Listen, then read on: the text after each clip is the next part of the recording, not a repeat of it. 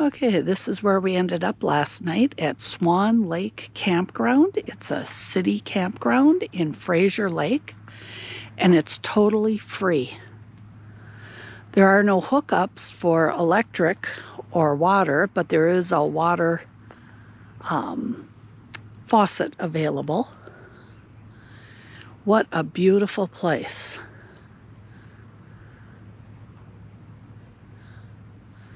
So it looks like there's about 20 sites. Half of them are drive-through. Well, most of them are drive-through. 4 of them are back-in. It's on the shores of a lake. There's a little community fire pit area. And each campsite has these beautiful, sturdy stone tables. Gravel parking pads, little cement patios.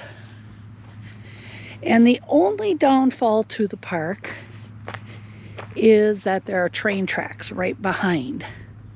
Although last night a train only went through once, and this morning 2 more.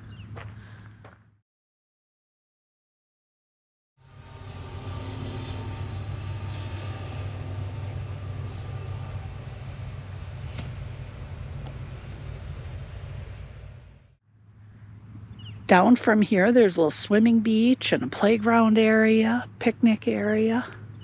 What a beautiful place. And it's all free.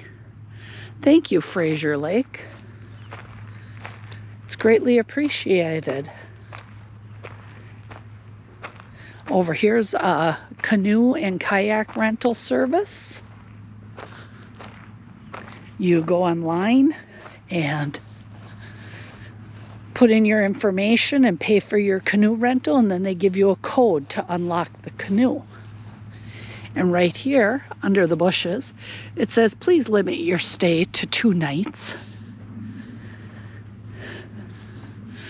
So today we're resolving some Verizon issues with Steve's phone. And then from there, we are going to start heading further east towards Prince George. What a beautiful place after our mishap yesterday at the other campground. This has been quite nice. Temperatures will be in the low 70s today. It's very comfortable. And we're about ready to get roadworthy and hit the road.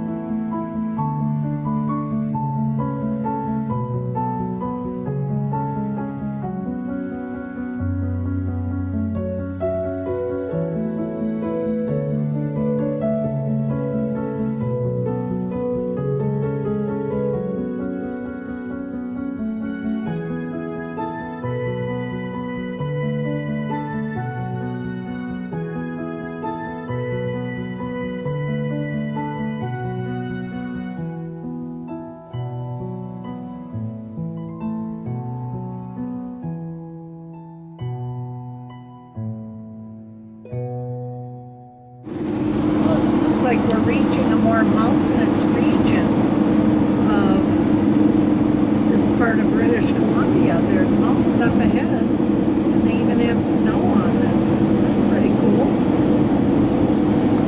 See that right straight ahead there?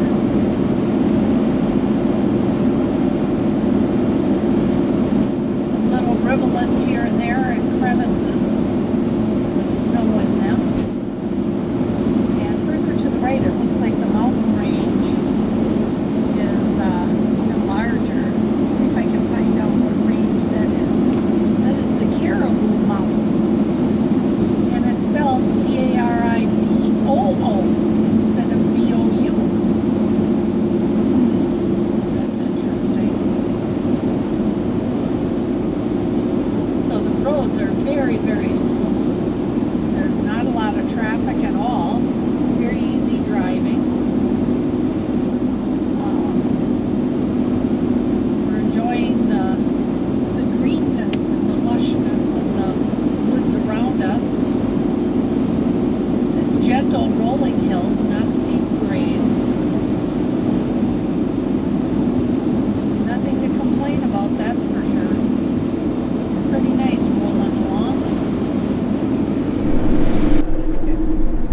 pretty area we're going through along the Fraser River, right before McBride, British Columbia. And we checked out one campground that was a rustic one, and it was okay, but it really there wasn't really a spot for us to kind of get a nice comfortable campsite. There were some other people there and they were kind of spread out. I don't know, we didn't want to encroach. So we're going to go a little further on down the road. It looks like we're due for rain tonight and tomorrow. So we really didn't want to be down a remote road where things might be muddy and greasy on a gravel road. So up ahead, there's an RV park called Beaverton or something. We're going to go check that one out. Maybe pull into a site for the night with actual hookups. We'll see when we get there. Okay, we've settled in for the night here at Beaverview RV Park. We're just out of McBride, British Columbia. And we decided to pick a park with hookups. We have electric and water, but also we have laundry going on back there in that building. So we're catching up laundry at the same time. And here, through the woods, we are on, I believe this is the Fraser River.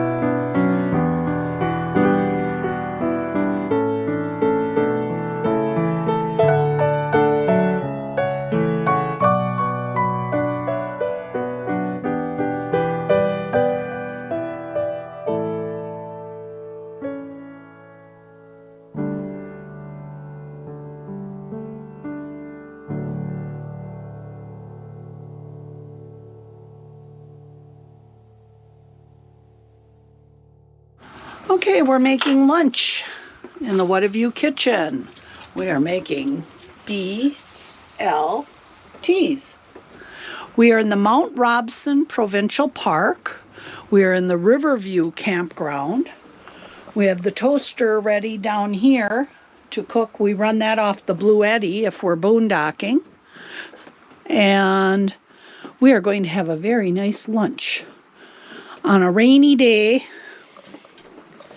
But it's a really nice site that we got tucked away in the woods.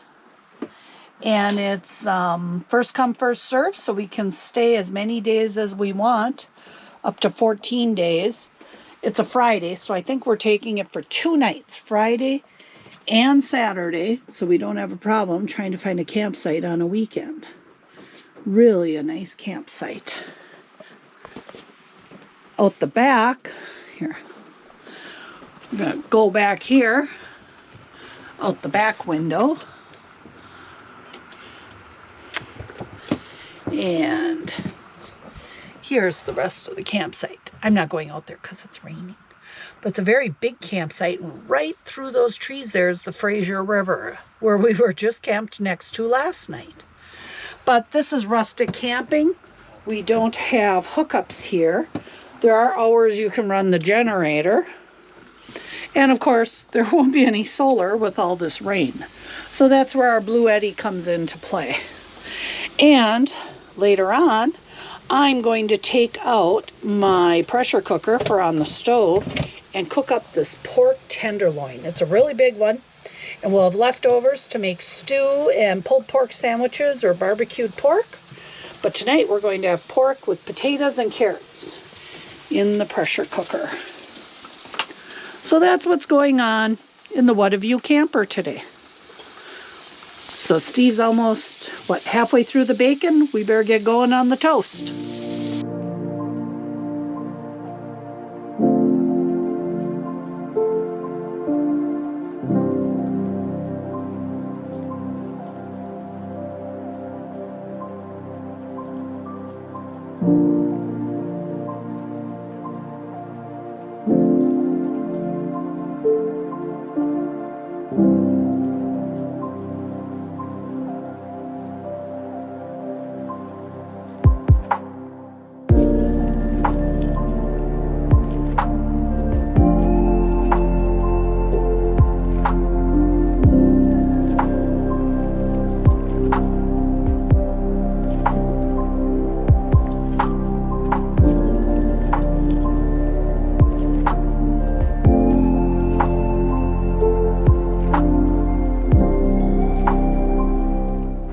Okay, what are we working in the What Have You kitchen for this evening? Started with 2 pork tenderloins that were frozen. Popped them in the pressure cooker and let them go for a little while, and then I just let them set all afternoon so they would kind of thaw all the way through and tenderize. So here we have some chunked up potatoes. We have chopped up carrots and slices of Valdalia sweet onion. And here we'll add a little bit chopped garlic. There we go. And then some of my Harvest Blend seasoning. I've talked about that in previous blogs and videos. And I repackage it from a larger container. I usually get it at Blaine's Fleet Farm. I order it online.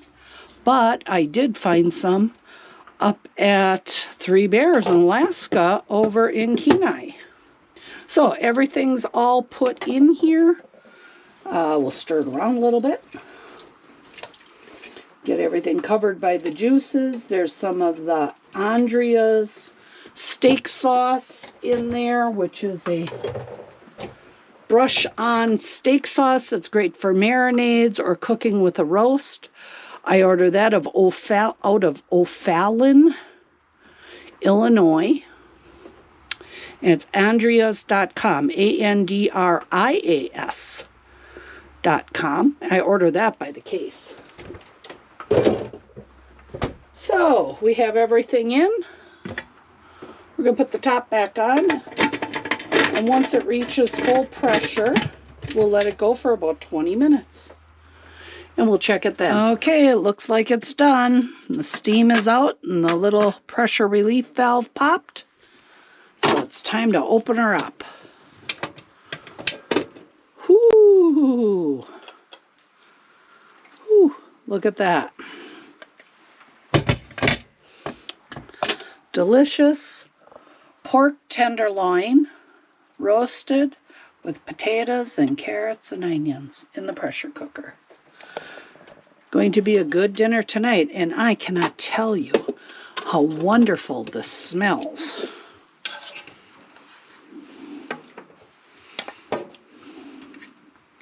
So we'll dish some up here. Some potatoes and some carrots. And let's see if we can break off a piece of that. Holy cow, it just falls apart with the spoon. Let's take out a hunk of this. And here's a piece of the roast pork tenderloin. There we go. I think we can add one more potato to that. And maybe a few more carrots. Boy, does that look good. Dinner in a bowl tonight.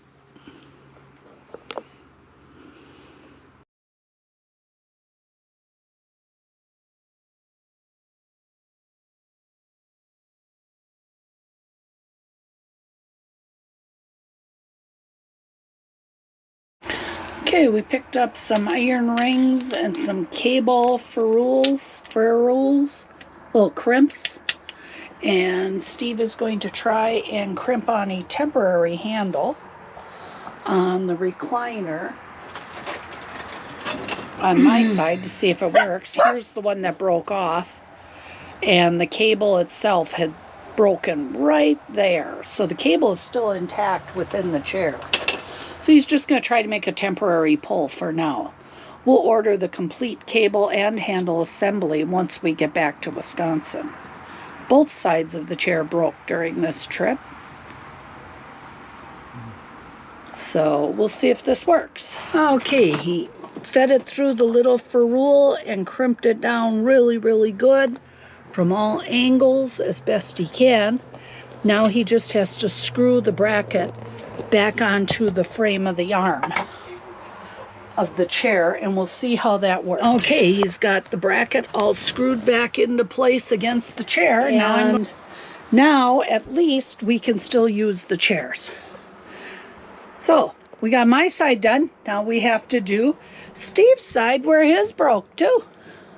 Okay, now we tackled Steve's side of his chair, and right now the bracket is unscrewed, but we were able to take the remaining cable, bring it up and around this ring, and cinch it tight in this little ferrule clip.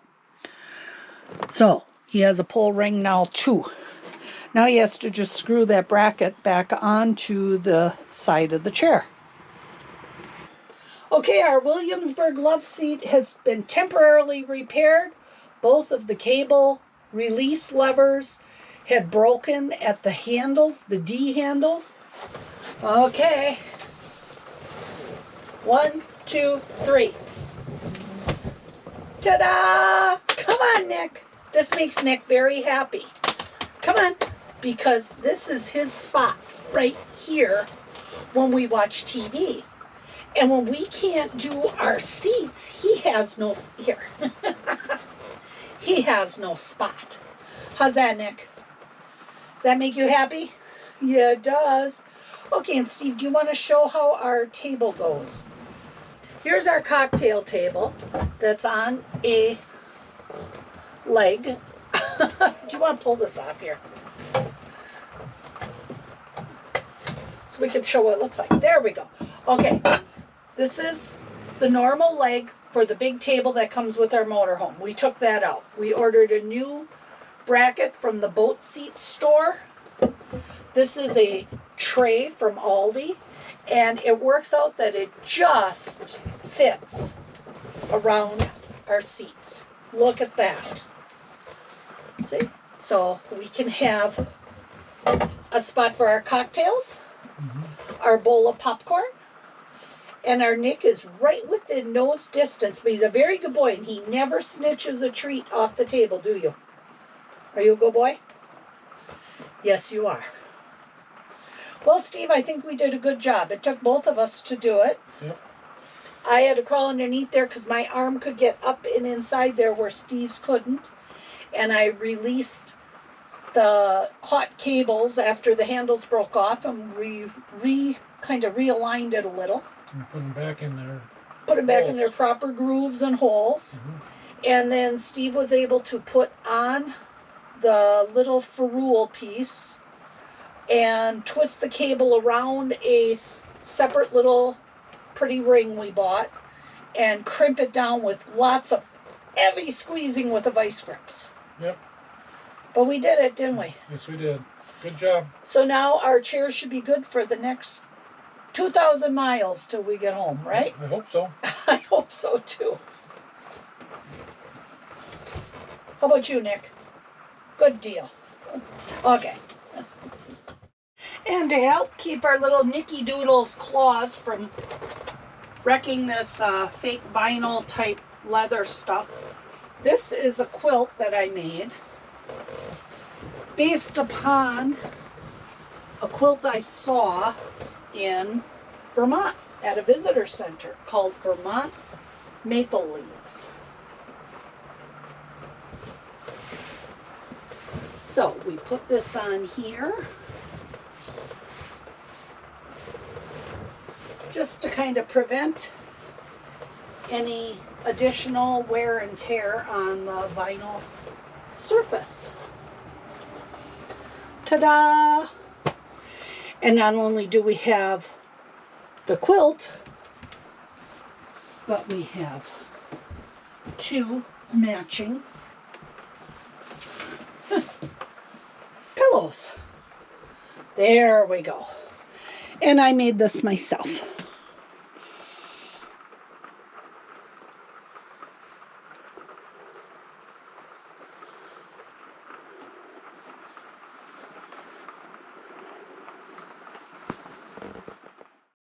We are at Mt Robson Provincial Park, and we're in the Riverview portion campground. We're on Site 19, which happens to be the only first come, first serve, non-reservable site in the whole park.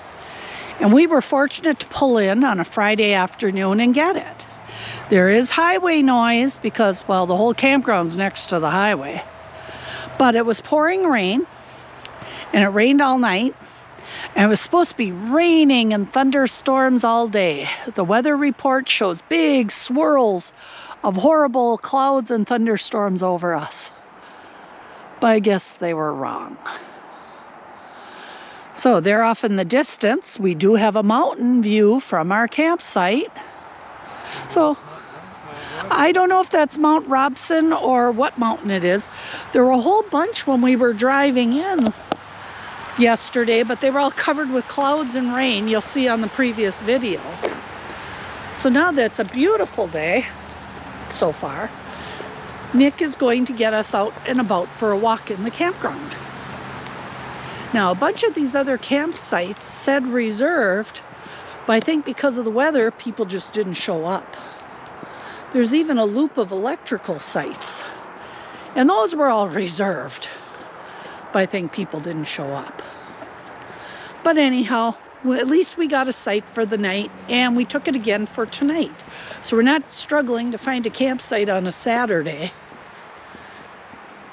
We'll take off on Sunday and see where we go next. We're heading towards Jasper.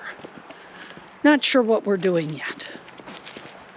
But in the meantime, we are in this beautiful forest of tall pine trees, much taller than what we saw up higher in the Yukon or into Alaska. We're getting back to the forests we know and love.